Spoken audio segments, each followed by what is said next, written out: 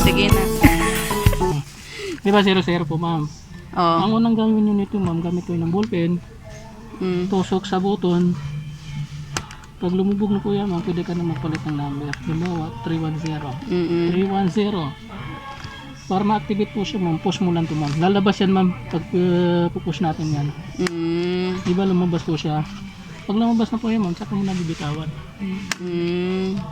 Di ba? Yan. Tapos ilalagay mo to. Safe ba yan? Safe yan, ma'am.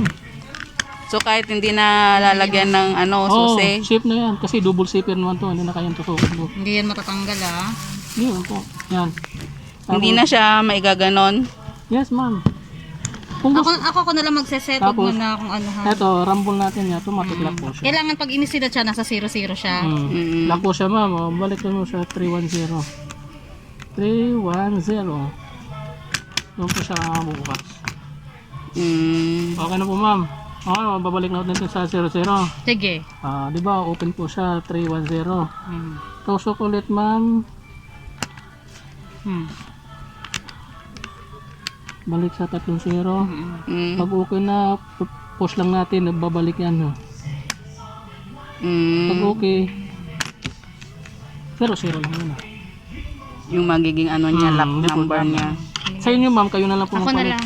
May ano naman ito, ma'am, may instruction naman dito sa loob. Kahit Okay. ano na lang, kahit Thank you.